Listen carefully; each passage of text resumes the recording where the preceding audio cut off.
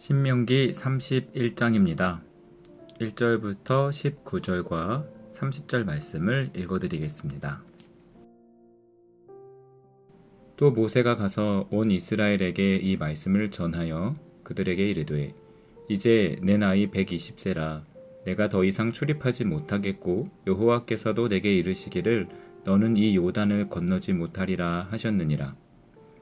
여호와께서 이미 말씀하신 것과 같이 내 하나님 여호와께서 너보다 먼저 건너가사 이 민족들을 내 앞에서 멸하시고 내가 그 땅을 차지하게 할 것이며 여호수아는 내 앞에서 건너갈지라. 또한 여호와께서 이미 멸하신 아모리 왕 시혼과 옥과 및 그 땅에 행하신 것과 같이 그들에게도 행하실 것이라.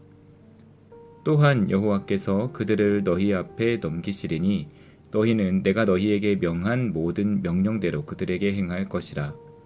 너희는 강하고 담대하라. 두려워하지 말라. 그들 앞에서 떨지 말라. 이는 내 하나님 여호와 그가 너와 함께 가시며 결코 너를 떠나지 아니하시며 버리지 아니하실 것임이라 하고, 모세가 여호수아를 불러 온 이스라엘의 목전에서 그에게 이르되 너는 강하고 담대하라. 너는 이 백성을 거느리고 여호와께서 그들의 조상에게 주리라고 맹세하신 땅에 들어가서 그들에게 그 땅을 차지하게 하라. 그리하면 여호와 그가 내 앞에서 가시며 너와 함께 하사 너를 떠나지 아니하시며 버리지 아니하시리니 너는 두려워하지 말라. 놀라지 말라. 또 모세가 이 율법을 써서 여호와의 언약궤를 매내는 레위 제사장들과 이스라엘 모든 장로에게 주고, 모세가 그들에게 명령하여 이르기를 매 7년 끝에 곧 면제년의 초막절에 온 이스라엘이 내 하나님 여호와 앞 그가 택하신 곳에 모일 때에 이 율법을 낭독하여 온 이스라엘에게 듣게 할지니 곧 백성의 남녀와 어린이와 내 성읍 안에 거류하는 타국인을 모으고 그들에게 듣고 배우고 내 하나님 여호와를 경외하며 이 율법의 모든 말씀을 지켜 행하게 하고, 또 너희가 요단을 건너가서 차지할 땅에 거주할 동안에 이 말씀을 알지 못하는 그들의 자녀에게 듣고 내 하나님 여호와 경외하기를 배우게 할지니라. 여호와께서 모세에게 이르시되 내가 죽을 기한이 가까웠으니 여호수아를 불러서 함께 회막으로 나아오라. 내가 그에게 명령을 내리리라. 모세와 여호수아가 나아가서 회막에 서니 여호와께서 구름 기둥 가운데에서 장막에 나타나시고 구름 기둥은 장막 문 위에 머물러 있더라. 또 여호와께서 모세에게 이르시되 너는 내 조상과 함께 누우려니와 이 백성은 그 땅으로 들어가 음란히 그 땅의 이방 신들을 따르며 일어날 것이요 나를 버리고 내가 그들과 맺은 언약을 어길 것이라. 내가 그들에게 진노하여 그들을 버리며 내 얼굴을 숨겨 그들에게 보이지 않게 할 것인즉 그들이 삼킴을 당하여 허다한 재앙과 환난이 그들에게 임할 그때에 그들이 말하기를 이 재앙이 우리에게 내림은 우리 하나님이 우리 가운데 계시지 않은 까닭이 아니냐 할 것이라. 또 그들이 돌이켜 다른 신들을 따르는 모든 악행으로 말미암아 내가 그때에 반드시 내 얼굴을 숨기리라. 그러므로 이제 너희는 이 노래를 써서 이스라엘 자손들에게 가르쳐 그들의 입으로 부르게 하여 이 노래로 나를 위하여 이스라엘 자손들에게 증거가 되게 하라. 그리고 모세가 이스라엘 총회에 이 노래의 말씀을 끝까지 읽어 들리니라. 아멘. 모세의 나이가 120세가 되었습니다. 80세에 하나님의 부르심을 받아 미디안에서 애굽으로 돌아왔었는데 이스라엘 백성들을 이끌고 가나안 입구까지 오는데 40년이라는 시간이 걸렸습니다. 홍해 앞에서 지팡이를 짚고 두 손을 들어 올릴 땐 무슨 일이든 해낼 수 있는 초인 같았는데 어느새 모세도 늙고 연약한 노인이 되어 있었습니다. 모세는 백성들 앞에서 자신을 대신하여 지도자가 될 여호수아를 다시 한번 추켜 세웁니다. 40세의 모세는 스스로 구원자를 자처하는 교만한 젊은이였습니다. 당시 모세는 혈계조차 다스리지 못해 사람을 죽이고 도망자가 되었습니다.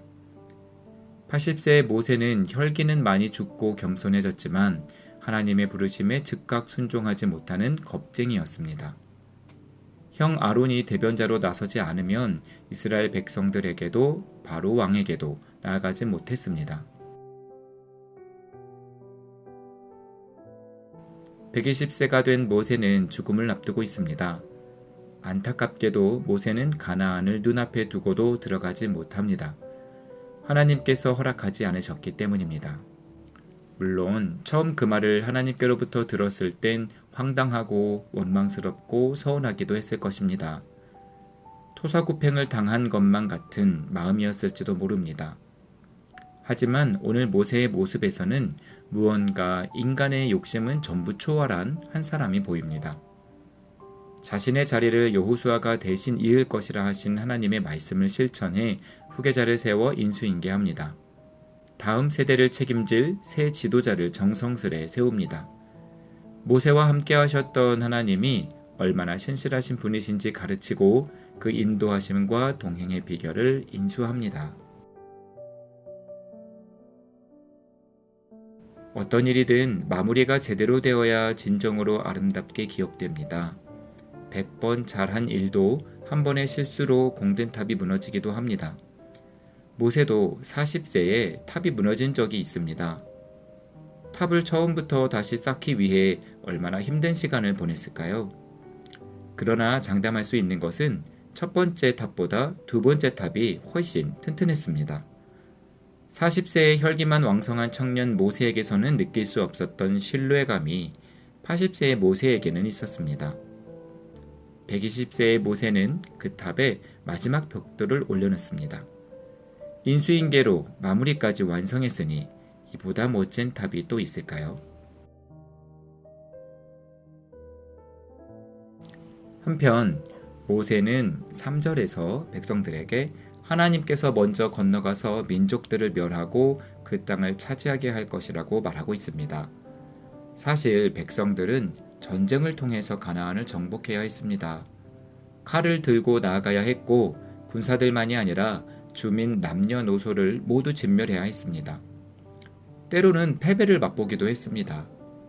그렇게 어렵게 정복해 들어가야 했지만 잊지 말아야 할 것이 있습니다. 하나님께서 먼저 그 땅에 들어가 바탕을 마련하셨다는 사실입니다. 하나님께서 먼저 건너가셨다는 말에는 두 가지 의미가 있습니다. 첫째는 두려워하지 말라는 것입니다. 정탐꾼들이 보고했듯이 가나안에는 거인들이 살고 있었습니다. 게다가 가나안은 젖과 꿀이 흐르는 땅입니다. 광야를 이리저리 떠돌던 민족이 강하겠습니까? 풍부한 자원과 물자가 있어 체계적인 군사훈련이 가능한 민족이 강하겠습니까? 외적인 조건만 보면 이스라엘에 승산이 없습니다. 그러나 이스라엘은 두려워할 것이 없습니다. 하나님이 지휘관이 되어주시기 때문입니다. 하나님이 누구십니까? 애굽의 재앙을 내리신 분, 홍해를 가르신 분, 아말렉과의 전투를 승리로 이끄신 분, 만나와 메추라기로 자기 백성을 먹이신 분이 하나님이십니다. 하나님께서 앞에서 지휘하시고 뒤에서 막아주시면 두려울 것이 없습니다.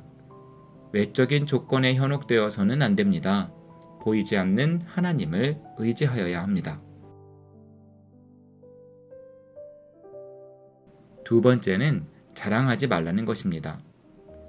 아무리 이스라엘 백성들이 직접 전쟁에 참여하여 정복하였다고 해도 자랑해서는 안 됩니다.